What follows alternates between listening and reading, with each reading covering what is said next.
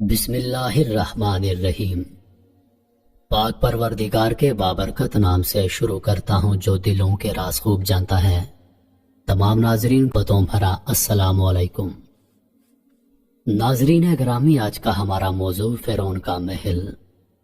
ویسے تو مصر کے سبھی بادشاہوں کو فرعون کہا جاتا ہے، لیکن آج ہم جس فرعون کا ذکر کریں گے وہ حضرت موسیٰ علیہ السلام کے زمانے میں رہ چکا مصر کا آخری بادشاہ اور آخری فرعون ہے۔ یہ وہی فرعون ہے جو موسیٰ علیہ السلام کی تعلیمات اور ان کے دین اور اللہ تعالیٰ کی نافرمانی کے سبب اپنے لشکر سمیت دریائے نیل میں غرق ہوا۔ اس کے تعارف کو زہر بیس لانے سے پہلے آپ کو بتاتے چلیں، آج ہم فرعون کے عجیب و غریب محل کی روادات سے بھی آپ کو آگاہ کریں گے۔ ہر بادشاہ کی طرح فرعون نے بھی اپنے دوران حکومت ایک محل تعمیر کروایا جو آج تک کا ایک عظیم شاہکار رہ چکا ہے، لیکن اس سب کے باوجود یہ محل بھی فرعون کے غرور اور تکبر کی وجہ سے تباہ ہو گیا۔ یہ سب کیوں اور کیسے ہوا، آئیے اس پر بات کرتے ہیں۔ فرعون کا ذکر قرآن کریم میں بنی اسرائیل کے واقعات میں آتا ہے۔ فرعون نے غرور اور تکبر کی ساری حدیں پار کر دی۔ موسیٰ علیہ السلام نے فرعون کو اللہ پاک کی طرف بلایا، لیکن اس نے اپنے تکبر کی آڑ میں اپنے آپ کو خدا کہنا شروع کر دیا، اور یہی وہ وجہ ہے کہ اللہ پاک نے فرعون کو رہتی دنیا تک کے لوگوں کے لیے نشان عبرت بنا دیا، اور وہ اپنے لشکر سمیت دریا میں غرق ہو گیا۔ فرعون کی لاش آج بھی اس پوری کائنات کے انسانوں کے لیے عبرت ہے۔ انسانی تاریخ اور اس کی عجائبات بہت قدیم ہیں۔ تاریخی عجائبات کا بآسانی مشاہدہ عجائب گھروں میں موجود قدیم زمانوں کے اشیاء کو دیکھ کر کیا جا سکتا ہے، لیکن حیرت کی بات یہ ہے کہ ہم حتمی طور پر یہ نہیں کہہ سکتے کہ خود عجائب گھر کتنے پرانے ہیں، اور یہ کہ سب سے پہلا عجائب گھر کب کہاں بنایا گیا تھا۔ جو قدیم ترین عجائب گھر ملے ہیں ان کا تعلق بابل، مصر، چین اور سندھ سے ہے۔ مزید یہ کہ ان میں جو بھی عجائبات موجود ہیں وہ زیادہ سے زیادہ 5000 سال پرانی ہیں، یعنی اب تک ہماری ماضی کی صرف 5000 سال پرانی تہذیبوں کے آثار ملے ہیں۔ اس سے پہلے کی تاریخ کو ہم نہیں جانتے۔ عجائب گھروں کا ذکر کرنے کا مقصد آپ کو اس بات سے آگاہ کرنا ہے کہ آج بھی ہمارے لیے عبرت کا نشان بنے ہوئے ہیں۔ ہم بات کر رہے ہیں فرعون کی لاش کے بارے میں۔ اللہ پاک قرآن کریم میں فرماتے ہیں، اور ہم فرعون کی لاش کو محفوظ رکھیں گے تاکہ بعد میں آنے والوں کے لیے وہ باعث عبرت ہو۔ فرعون کی حنوط شدہ لاش 1898 میں دریائے نیل کے قریب تبیسیہ کے مقام پر بادشاہوں کی آبادی سے دریافت ہوئی۔ بادشاہوں کی آبادی اس جگہ کو کہا جاتا ہے جہاں قدیم مصری اپنے فرعونوں کو دفنایا کرتے۔ اس پر ایک مکمل اور تفصیلی ویڈیو ہمارے چینل پر موجود ہیں، اگر آپ دیکھنا چاہتے ہیں تو اسے دیکھیے۔ فرعون کی لاش کو بادشاہوں کی وادی سے قاہرہ منتقل کیا گیا۔ 1907 میں جب پروفیسر ایلیٹ سمتھ نے اس کے حنوط شدہ جسم کی پٹیاں اتاری تو اس کے جسم پر نمک کی گہری تہ جمی ہوئی پائی، جس سے صاف ظاہر تھا کہ ایک عرصہ قبل یہ کھارے پانی میں غرق ہوا اور اس کی لاش دریائے نیل میں محفوظ رہی۔ ایلیٹ نے اس کی لاش کے مکمل جائزے کو اپنی کتاب حنوط شدہ لاشوں، جو کہ 1912 میں شائع ہوئی، اس میں بیان کیا ہے۔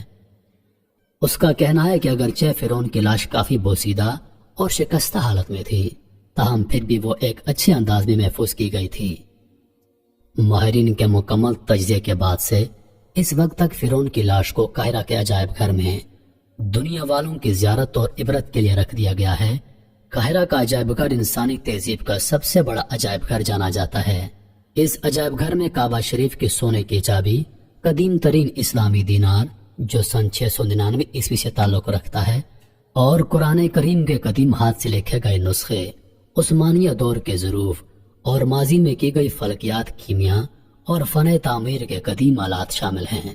یہ تو تھا فرعون کی لاش کا تذکرہ جس کی پیشنگوئی قرآن کریم سے ملتی ہے۔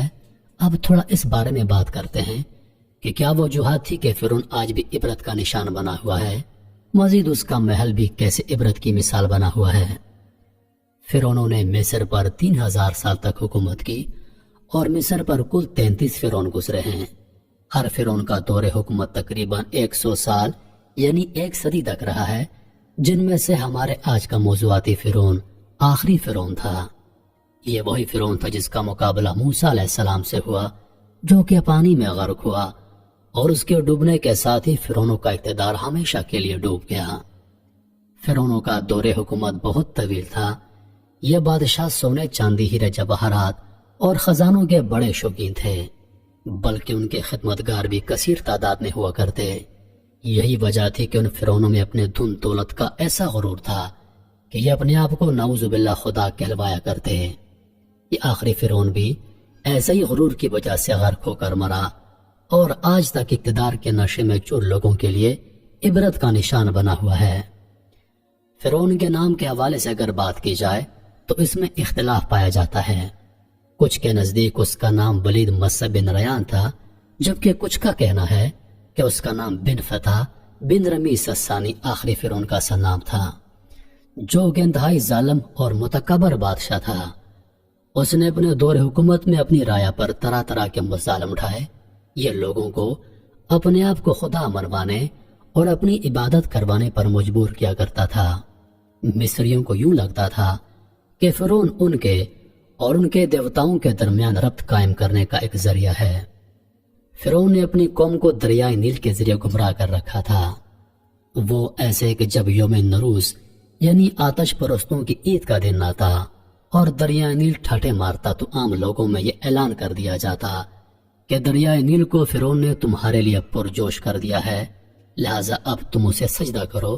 تو لوگ جہالت کی بنا پر یہ مکروہ عمل کرتے۔ ایک سال دریائے نیل کا پانی کم ہو گیا اور اللہ تعالیٰ نے اسے پرجوش موجیں مارنے کی اجازت نہ دی۔ قحط پڑ گیا، لوگ اور ان کے مویشی بھوک پیاس میں نڈھال ہونے لگے۔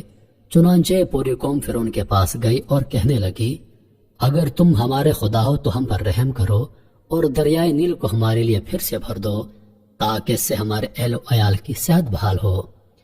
فرعون یہ سن کر سوچ میں پڑ گیا۔ پھر اس نے اپنے ساتھ ایک ٹوپی، اونی لباس اور اپنے ہاتھ میں راکھ کی ایک ہتھیلی لی اور ویران جزیرے کی جانب چل دیا۔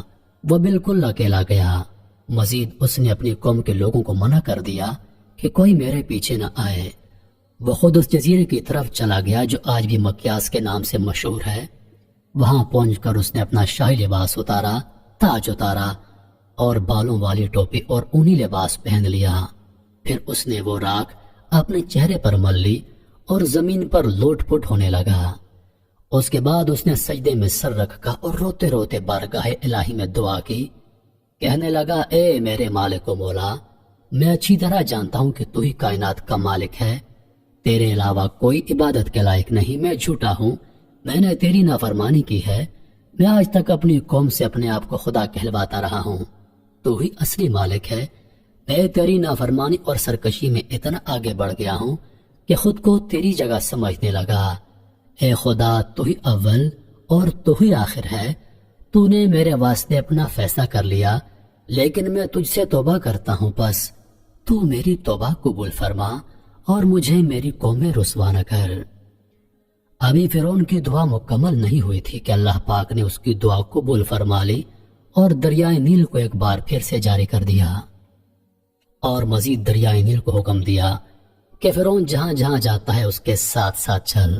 لہذا فرعون جیسے جیسے آگے بڑھتا گیا، دریائے نیل اس کے ساتھ ساتھ چلتا گیا، حتیٰ کہ فرعون اسی حالت میں اپنی قوم کے پاس پہنچا کہ اس کے کپڑے بھی دامن تک پانی سے بھیگتے جا رہے تھے، اور لوگ اپنی آستینوں کو پانی اور کیچڑ میں ڈبو کر ایک دوسرے کو مار رہے تھے۔ اسی بنا پر آج تک مصر میں خوشی منانے کا یہی طریقہ رائج ہے، اور مصریوں سے یوم نیروز یعنی دریائے نیل کی طغیانی کا دن کہتے ہیں۔ یہ اس شخص کی توبہ کی مقبولیت تھی جو اللہ پاک کا نافرمان تھا۔ اس کی توبہ کے سبب اس کی دعا ویسے ہی قبول کی گئی جیسے وہ چاہتا تھا، اور اللہ پاک نے اس کی پردہ پوشی فرمائی۔ لیکن اتنا سب ہونے کے باوجود کچھ عرصے کے بعد فرعون پر ایک بار پھر سے بدبختی غالب آ گئی اور وہ پھر سے خدائی کا دعوے دار بن بیٹھا۔ فرعون کا محل بھی اس کی بدبختی کا نتیجہ نکلا۔ فرعون نے اپنے وزیر خاص حامان کو محل تعمیر کروانے کا حکم دیا۔ جیسے ہی حامان کو حکم ملا، اس نے بڑی تعداد میں اینٹوں کو پکانے اور محل کے لیے چونا تیار کروانے کا حکم شروع کر دیا۔ نیز جلد ہی اس نے طرح طرح کے عمارتی سامان کا بندوبست کر لیا۔ فرعون کے محل کی تعمیر کے لیے پوری دنیا سے طرح طرح کے ماہر معمار بلوائے گئے۔ کہا جاتا ہے اگر کاریگروں کے علاوہ صرف مزدوروں کی تعداد کا تعین کیا جائے تو ان کی تعداد 50,000 کے لگ بھگ تھی۔ اس محل کی تعمیر بڑی مہارت سے کی گئی۔ 7 سال کے عرصے میں محل کی تعمیر مکمل ہو گئی۔ حیرت کی بات یہ ہے کہ اس کی محل کی بلندی اتنی زیادہ تھی کہ جب سے یہ دنیا قائم ہوئی ہے اس محل کی اونچائی کی مثال نہیں ملتی۔ یہ محل فرعون کی خواہش کے عین مطابق تیار کیا گیا تھا۔ اس محل کے خفیہ راستے، محلات، باغات، حتیٰ کہ ہر چیز عمدگی اور مہارت میں اپنی مثال آپ تھی۔ جب محل تعمیر ہو گیا تو فرعون نے اپنے تکبر میں آ کر موسیٰ علیہ السلام سے گستاخی کی۔ موسیٰ علیہ السلام کو یہ سب کچھ ناگوار گزرا۔ اللہ پاک نے موسیٰ علیہ السلام پر وحی نازل فرمائی، اے موسیٰ آپ اس کو اپنے ذہن سے ترک کر دیں اور اس بدبخت کا گمان نہ کریں، میں اس کے محل کو ایک لمحے میں برباد کر دوں گا۔ پھر ایک دن کیا ہوا، فرعون اور اس کے ساتھیوں نے محل کی بلندی پر چڑھ کر آسمان کی جانب تیر چلائے۔ ان کا خیال تھا وہ موسیٰ علیہ السلام اور ان کے فرشتوں کو ایسا کر کے نعوذ باللہ ہلاک کر رہے ہیں۔ انہوں نے آسمان کی جانب تیر چلائے۔ جب تیر واپس آئے تو وہ خون آلود تھے۔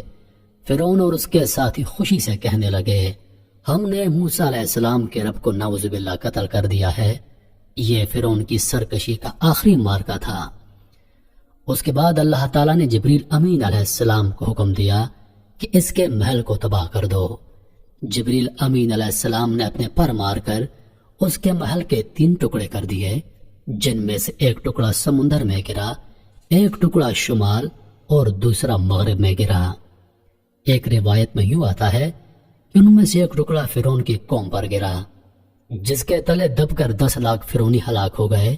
بعض روایات میں یوں لکھا گیا ہے کہ جتنے لوگوں نے فرعون کا محل بنوایا تھا وہ سب کسی نہ کسی آفت میں گرفتار ہو کر ہلاک ہو گئے، اور فرعون کا محل اللہ تعالیٰ نے طلوع فجر سے غروب آفتاب کے دورانیے میں مکمل تباہ و برباد کر دیا۔ جب فرعون نے یہ سب کچھ دیکھا تو اس کو سمجھ آ گیا کہ یہ سب ایک بار پھر اس کے باطل ہونے کا نتیجہ ہے، تو اس نے موسیٰ علیہ السلام سے جنگ شروع کر دی۔ اللہ تعالیٰ نے انہیں معجزات کے ذریعے سمجھانے کی کوشش کی، لیکن فرعون کسی طرح پاس نہ آیا اور بالآخر موسیٰ علیہ السلام کا پیچھا کرتے ہوئے اپنے لشکر سمیت دریائے نیل میں غرق ہو گیا۔ اس کے محل کے بارے میں روایات میں یہ بھی لکھا ہے کہ جب تک فرعون نے دوبارہ سے خدائی کا دعویٰ نہیں کیا تھا تو اس نے اس محل کے باہری دروازے پر بسم اللہ الرحمن الرحیم لکھوایا تھا۔ جب فرعون نے موسیٰ علیہ السلام سے گستاخی کی تو موسیٰ علیہ السلام نے اللہ تعالیٰ سے دعا فرمائی، اے خدا، یہ تو کسی بھی طرح سدھرنے والا نہیں۔ اللہ تعالیٰ فرمانے لگے، اے موسیٰ، آپ اس کی سرکشی کو دیکھ رہے ہیں اور میں اپنے نام کو دیکھ رہا ہوں جو اس نے اپنے محل کے دروازے پر لکھوایا ہے۔ لیکن اس کے بعد فرعون خدائی دعوے کا مرتکب ہو گیا اور اللہ پاک نے اسے محل سمیت نیست و نابود کر دیا۔ تاریخ میں اس کی کہانی کو دہرایا جائے تو اس سے عبرت حاصل کی جائے۔